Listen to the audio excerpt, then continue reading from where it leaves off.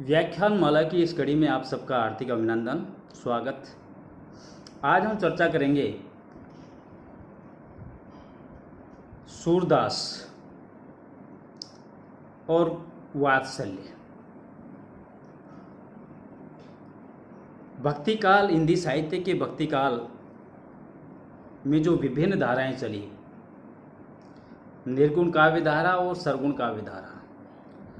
सरगुण काव्य धारा के अंदर भी दो धाराएं चली, जिसमें एक राम भक्त काव्य परंपरा और दूसरी कृष्ण भक्त काव्य परंपरा।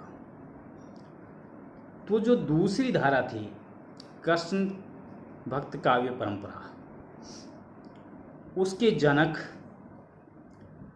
हम सूरदास को मान सकते हैं।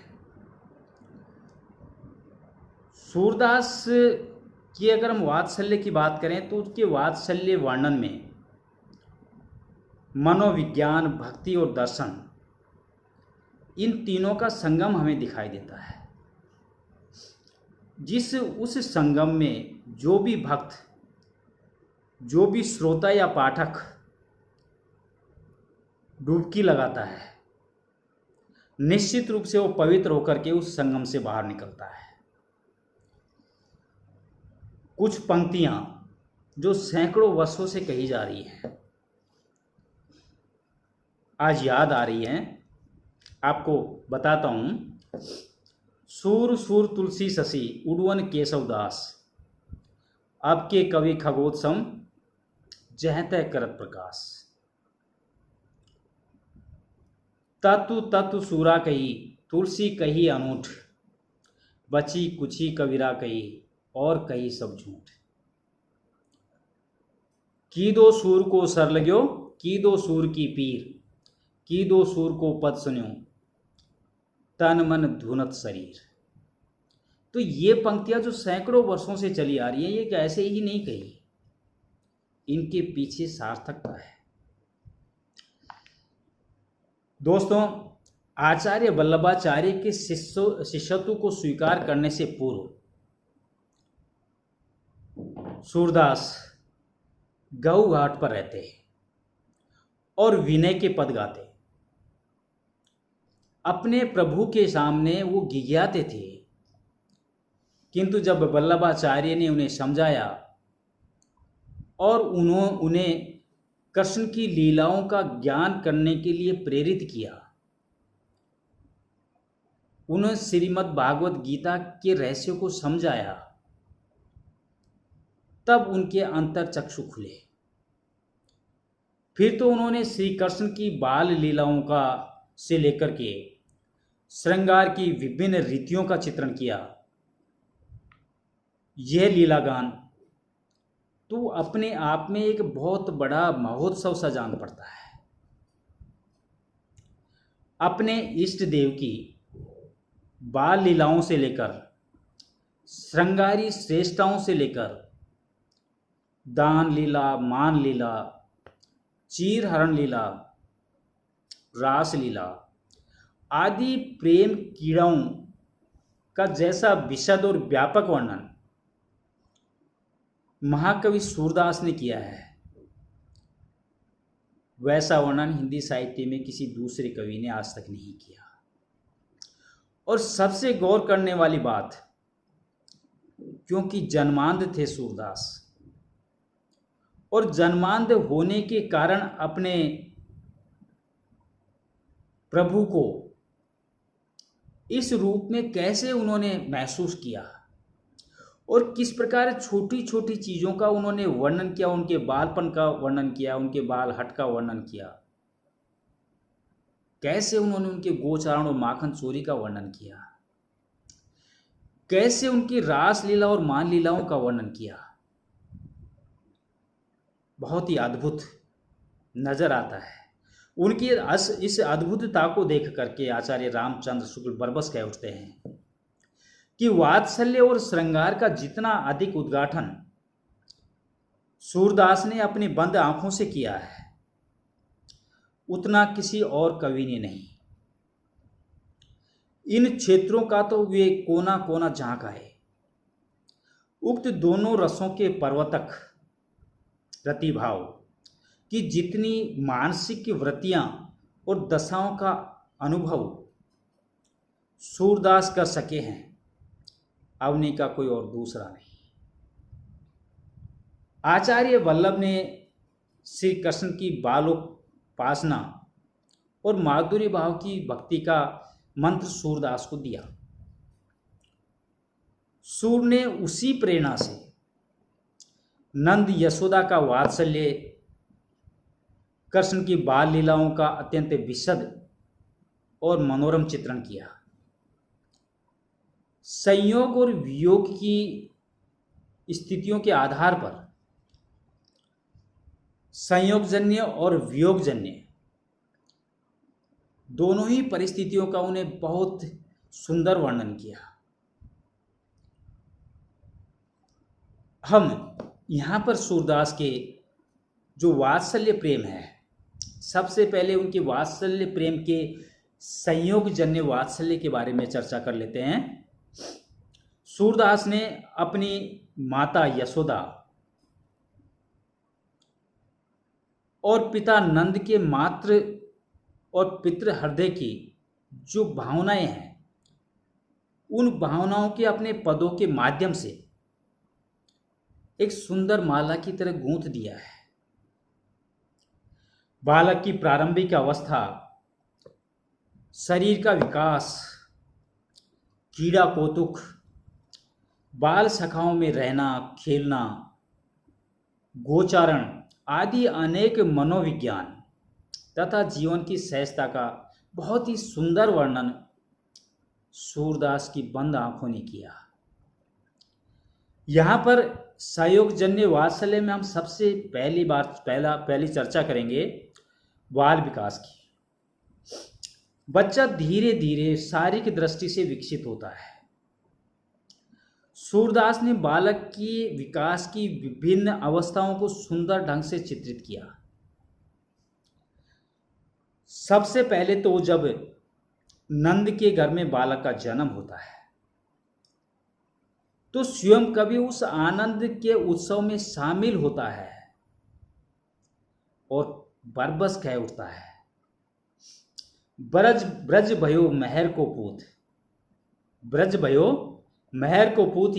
जब ये बात सुनी आनंदे सब लोग, गोकुल गनक गनी। बालक कृष्ण अभी छोटे हैं। सूरदास की अंधी आंखें अपने इष्ट देव को पालने में झूलते हुए देखती है। माता यशोदा बालक कृष्ण को झूले में झुलाती है। सूरदास अपनी बंद आंखों से देखते हैं और बरबस कह उठते हैं, यशोदा हरि पालने झुलावे। छोटे से शिशु की छोटी छोटी गतिविधि पर सूर की दृष्टि लगी हुई है। बालक के अति स्वाभाविक हलचलें भी उससे छिपी हुई नहीं है। एक जगह वो कहते हैं, कबहु पलक हरि मूंद लेत है, कबहु अधर फरकावे। तब यशोदा अपने पुत्र को सोया हुआ जानकर अन्य लोगों से इशारे में चुप रहने के लिए कहती है। वह लोरिया गा गा करके भगवान श्री कृष्ण को सुलाती हैं। कृष्ण थोड़े और बड़े हुए तो उनकी शारीरिक प्रवृत्तियां, चेष्टाएं बढ़ने लगी। सूरदास ने उसका वर्णन किया। कहते हैं, चरण गए अंगूठा मुख मेलत, नंद घर ने गावती हलरावती, पलना पर किलकित हरि खेलत। कितना सुंदर वर्णन, वह भी बंद आंखों से। ये इष्ट देव की कृपा ही नहीं है तो और क्या है। कैसी स्वाभाविक झांकी है। संसार भर के बच्चे इस अवस्था को अवश्य पार करते हैं। थोड़ा और बड़ा होने पर बालक घुटनों के बल चलता है, अंगुली पकड़ करके खड़ा होता है, फिर गिर पड़ता है, आदि अनेक बाल सुलभ चेष्टाएं मन को आंदोलित और आनंदित कर देती है। सूरदास उन बालक कृष्ण की एक एक चीज, एक एक हरकत को बहुत बारीकी से देखते हैं और कह उठते हैं, किलकत कान गुठरुवन आवत, मणि में कनक नंद के आंगन, बिम पर पकड़बे धावत। वह किलकारी करता है, वह हंसता है जब दूध के दो दांत निकलते हैं। अब थोड़ा और विकास होने से बालक कृष्ण धरती पर दो पग रखते हुए डगमग डगमग चलने लगते हैं और कभी गिर जाते हैं और फिर कभी उठ जाते हैं। बालक कृष्ण की इन सहज गतिविधियों को सूरदास ने सजीव किया है अपने साहित्य में पदों के माध्यम से। कह उठते हैं, काना चलत पग द्वे द्वे धरनी, जो मन में अभिलाष करत ही सो देखत नंदरानी। रनुक झुनुक नुपुर बाजत पग वह अति मन हरनी, बैठ जात पुनि उठत तुरत ही वो छवि जान न बढ़नी। उस छवि का वर्णन नहीं किया जा सकता।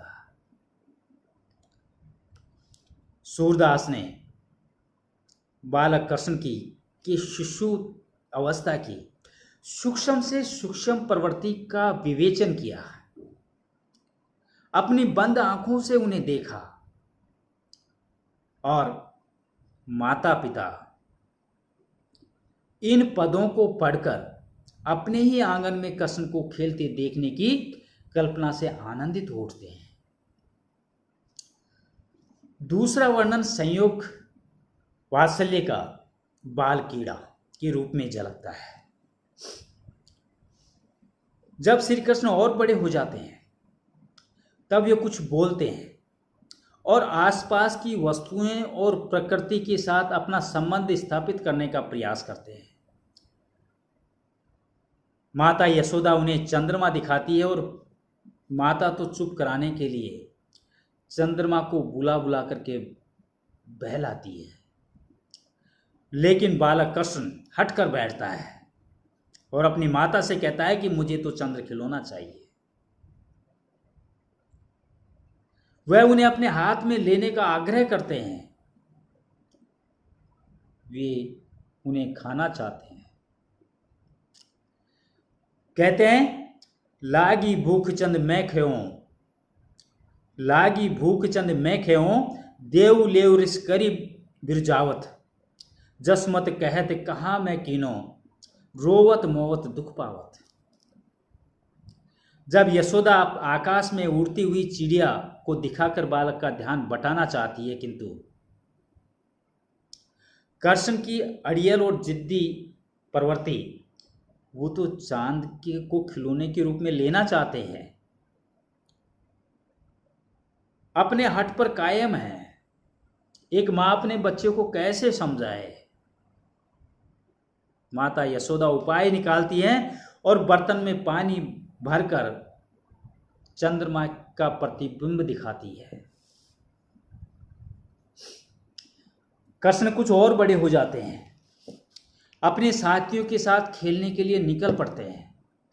कभी साथियों से बेईमानी करते हैं, कभी खेलने के लिए आग्रह करते हैं कि उन्हें सभी शर्तें कभी वो मान लेते हैं। आपस में बालक खेल खेल में लगड़ झड़ पड़ते हैं। माता बालक छोटा होने के कारण दूर जाने से रोकती है, किंतु वह अपने आयु के बालकों के साथ में बाल सखाओं के साथ खेलता खेलता गांव के दूसरे सिरे तक भी चले जाते हैं। बच्चे आपस में चिढ़ाते हैं, बाल सुलभ प्रवृत्ति होती है, बच्चे आपस में चिढ़ाते हैं। एक दिन बलदाऊ ने अपने छोटे भाई को खूब खिजाया। संध्या को आते ही श्री कृष्ण ने अपनी मां को बलराम की शिकायत की।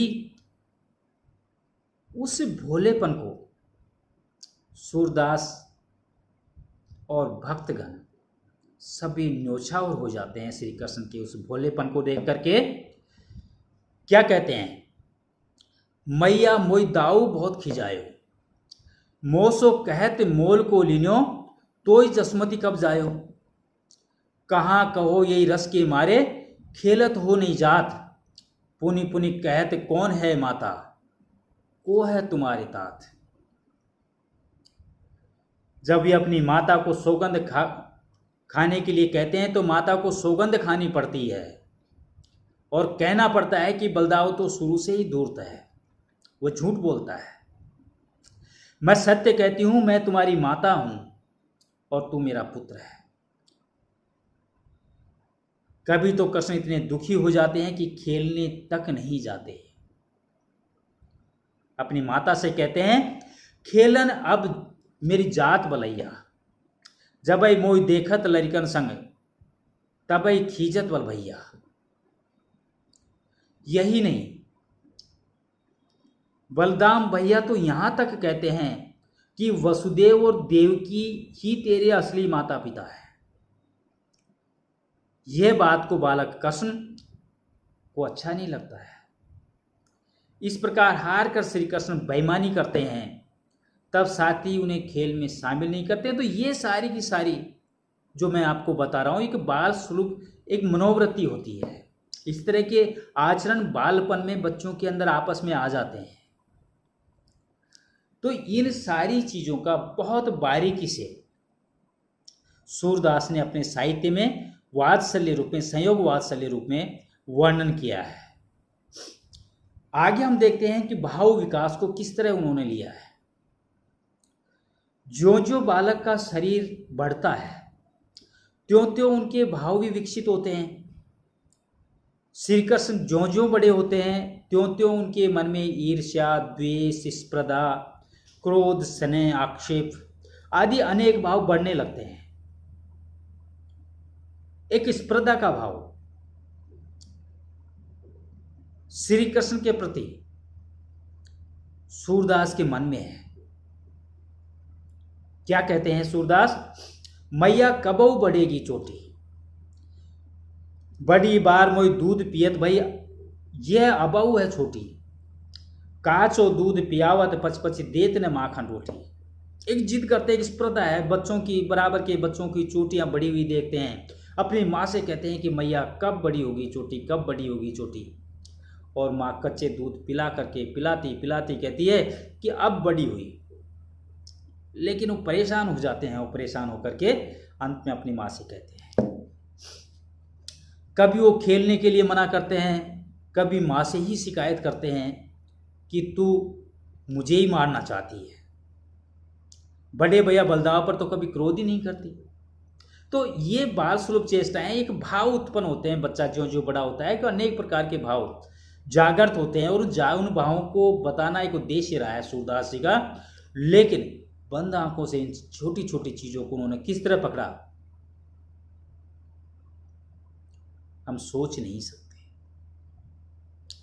खैर, अगला प्रसंग इसमें आता है माखन चोरी का, माखन लीला का। किस तरह सूरदास ने उनकी माखन लीला का वर्णन किया है अपने साहित्य में।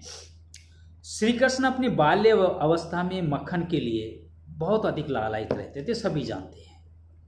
और चुरा चुरा करके मक्खन खाना उनकी एक कीड़ा का खेलने का एक अंग था। एक दिन मक्खन खाते खाते पकड़े गए। क्या कहते हैं? मैया मैं नहीं माखन खायो, मैया मैं नहीं माखन खायो, ख्याल परे ये बाल सखे सब मिल मेरे मुख लिपटायो। ये माखन खाते हैं, मां को भी पता है, लेकिन किस तरह झूठ को सही साबित करने का प्रयास करते हैं। तो ये उनकी माखन लीला का एक अंश है।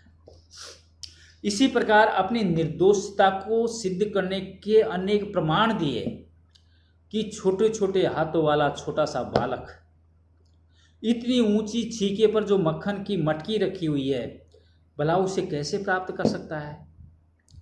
फिर मैं तो दिन भर गायों के साथ मधुवन में रहता हूं, मैं यहां घर पर आया ही नहीं, फिर भला मैं कैसे मक्खन को चुरा सकता हूं। अपने बालक की ऐसी भोली भाली मुद्राओं पर कौन हृदय पिघल नहीं पाएगा। कौन मां अपने बच्चे को डांटेगी। माता यशोदा अपने हाथ में हुई लकड़ी को पटक देती है, डाल देती है और अपने बच्चे को छाती से लगा लेती है। मक्खन चोरी के एक से बढ़कर के एक प्रसंग सूरदास ने अपने साहित्य में बहुत बखूबी किया है। एक जगह वे कहते हैं कि सखा सहित गए माखन चोरी, सखा सहित गए माखन चोरी, देखो श्याम गवास पथ है, गोपी एक मथई दधी बोरी। बेचारी वो भोली गोपी तो पड़ोसन की या मक्खन रखने के लिए कुल्हड़ लेने गई और मक्खन चोर श्री कृष्ण अपने साथियों के साथ वहां पहुंच जाते हैं और सारे मक्खन को खा करके भाग छूटते हैं। तो अनेक प्रसंगों का यहां पर सूरदास जी ने अपने साहित्य में माखन लीला का वर्णन किया है। इसके बाद गोचारण। बालक कृष्ण और बड़े होते हैं और वो ग्वालों के देखा देखी गाय चराने की जिद करने लगते हैं अपनी मां से। क्या कहते हैं अपनी मां से, आज मैं गाय चराऊं जय हूं, वृंदावन के भांति भांति फल अपने करते खेओ। जिद करता है अपनी मां से वृंदावन की जंगलों में गाय चराने के लिए। माता डराती है कि गाय चराने वाले ग्वाले शाम को घर लौटते हैं, उन्हें भूख सताती है, किंतु कृष्ण तो यही चाहते हैं कि मुझे भूख प्यास नहीं लगती, मैं तो गाय चराने जाऊंगा ही। और जब गाय चराने जाने लगे तो भी परेशान। फिर वो अपनी मां से कहते हैं, मैया मैंने चरायो गयो, शीघ्र ग्वाल गिरावत मोसो मेरे पाए पिराए। शिकायत आकर के करते हैं अपनी मां से ग्वाल बालों की और सखाओं की। गाय चराने का स्वाद भी अपना है। कभी कलेवा आता है, सब मिलकर के भोजन करते हैं। कृष्ण अन्य साथियों के हाथों से छीना झपटी करते हैं, दूसरे ग्वालों का झूठा अपने मुख में डाल लेते हैं। तो वो एक बाल सुलभ चेष्टाएं थी। सारे अपने से वहां नजर आते हैं और इन सारे अपने से नजर आने की जो चर्चा, जो बात सूरदास ने अपने साहित्य में की, आज तक कोई भी कवि नहीं कर पाया। तो ये है उनके गोचारण, गाय चराने की लीला का वर्णन। इसके बाद नंद और यशोदा का वात्सल्य वर्णन भी सूरदास ने अपने साहित्य में किया है। पुत्र की लीलाओं और कीड़ाएं माता पिता को आनंदित करती है, मग्न करती है। जब कृष्ण बाबा, नंद को बाबा और यशोदा को मां कहकर के पुकारते हैं, दोनों निहाल हो जाते हैं, आनंदित हो जाते हैं। कृष्ण मणिमय आंगन में अपने प्रतिबिंब को पकड़ने का प्रयास करते हैं। तब यशोदा इस कीड़ा पर स्वयं भी रीझती है और नंद को बुला करके भी बताती है। श्री कृष्ण की बाल चेष्टाएं, उनकी भावनाएं और बातों और कीड़ाओं से माता पिता प्रसन्न हो जाते हैं। इस तरह की लीला का गान सूरदास ने अपने साहित्य में किया है कि भगवान श्री कृष्ण ने किया। कोई भी माता पिता जब अपने बालक की क्रिया प्रक्रियाओं को देखता है, उनकी चेष्टाओं को देखता है, उनकी हरकतों को देखता है, तो मन ही मन मुग्ध हो जाते हैं। माता यशोदा अपने बालक की चेष्टाओं को देख करके क्या सोचती है, क्या करती है। डारी साट मुस्काई यशोदा सुत को कंठ लगावे, जो सुख सूर अमर मुनि दुर्लभ, सो नंद भामिनी पावे। जब बड़े बड़े ऋषियों को वो सुख नहीं मिल रहा है, भगवान श्री कृष्ण त्रिलोकीनाथ, माता यशोदा उन्हें अपने कंठ से लगा लेती है। कितना सुलभ और सुंदर वातावरण का चित्रण सूरदास ने अपने साहित्य में किया है। तो ये संयोगजन्य वात्सल्य की कीड़ाएं हैं जो विभिन्न रूप से सूरदास ने अपने साहित्य में पाठकों या दर्शकों के सामने प्रस्तुत किया है। अब हम लेते हैं वियोगजन्य वात्सल्य। सूर ने अपने साहित्य में संयोगजन्य वात्सल्य के वर्णन के साथ साथ वियोगजन्य वात्सल्य को भी पूर्ण मुखरित किया है। उनकी सहज, सरल और मार्मिक अभिव्यक्ति, मातृ और पितृ हृदय की विकलता, विवशता और विहलता एवं अधीरता पूर्ण रूप से मनोवैज्ञानिक आधार पर हृदय को स्पर्श करती है।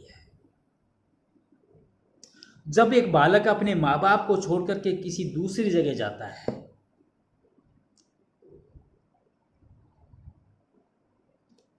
उन माँ बाप के हृदय के ऊपर क्या गुजरती है, क्या वो सोचते हैं। ऐसा लगता है कि उन माँ बाप के हृदय को निकाल करके सूरदास ने अपने साहित्य में सबके सामने रख दिया और उनके मन के भावों को बताने और जताने का प्रयास किया है। जब बालक कृष्ण को अक्रूर जी अपने साथ मथुरा ले जाते हैं, तब यशोदा ने नंद को भी उनके साथ भेजा और ये सोच करके कि कुछ ही दिनों में इन्हें अपने साथ वापस लौटा करके यहां ले आना। किंतु एक दिन नंद अकेले ही ब्रज में लौट आए। तब यशोदा ने व्याकुल होकर के अपने पुत्र के लिए क्या कहा नंद से। यशोदा कान कान के बूझे, फूटी ने गई तिहारी चारों, कैसे मार्ग सूझे। दिक तुम दिक ये चारण, हो पति अद बोलत उठ धाये, सूर श्याम बिछरुन की हम पे देन बधाई आए। कि हे पति, तुम तो कृष्ण को छोड़कर इस तरह उछलते हुए चले आए मानो कृष्ण वियोग की बधाई देने के लिए यहां पर खुशी खुशी उछलते हुए आ गए हो। नंद का हृदय भी व्यथित है। वो यशोदा की वेदना और व्याकुलता को समझते हैं, लेकिन बेबस हैं, लाचार हैं। अतः यशोदा की जली कटी को सुनने के पीछे नहीं रहे, वो सुनते रहते हैं। इससे नंद का अगाध वात्सल्य प्रेम झलकता है।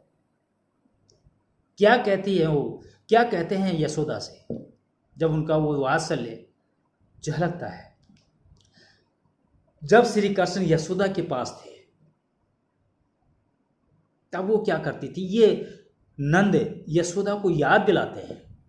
कहते हैं तब तू मार बेव करती, रसई आगे कहीं तू आवत, अतले भोंड भरती, रोस के कर कर दावरी ले फिरत घर घर धरती, कटिन हिये करी तब तो बांध्यो, अब वृथा करी मरती। कि जब तुम्हारे पास थी तब तो तुमने उन्हें दुख दिया, कभी उन्हें पीटती, कभी लड़ती झगड़ती, और आज जब वो चले गए तो तुम क्यों व्यर्थ में परेशान व्याकुल हो रही हो। यशोदा तो श्री कृष्ण के वियोग में इतनी व्यथित है कि वह ब्रज को त्याग करने के लिए भी तैयार है। वह अपने पति नंद से कहती है कि ये नंद, ब्रज लीजो ठोक बजाए, देव विदा मिली जाओ मधुपुरी, जह गोकुल की राय। कि मुझे विदा दीजिए, अपने ब्रज को ठोक संभाल करके संभाल लीजिए, मैं मधुपुर जाऊंगी। इतनी निहिरता और पुत्र विषेक जो गाढ़ा जो प्रेम है, उस प्रेम को किस तरह तरह तरह की भावनाओं के द्वारा सूरदास ने बताने का प्रयास किया है। यहाँ पर माता यशोदा के हृदय की व्याकुलता, देवकी के लिए जबकि बालक कृष्ण बड़े हो गए हैं। क्या कहती है माता यशोदा, क्या संदेशा देती है? संदेशो देवकी सो कहियो, हो तो धाय त्यारे सुत की मया करत ही रहियो, तुम तो टेव जानत ही हो मऊ पोपे कही जावे। प्रात उठत मेरे लाल लड़इयो, माखन रोटी भावे। इस प्रकार वियोग जन्य वात्सल्य में भी सूर ने पुत्र वियोग की तड़पन नंद और यशोदा के हृदय में उठने वाले प्रत्येक उच्छ्वासों को अंकित करने का प्रयास किया है। तो ये मैंने आपको बताया सूरदास का वात्सल्य प्रेम अपने साहित्य में। आज बस इतना ही। नमस्कार, बाय।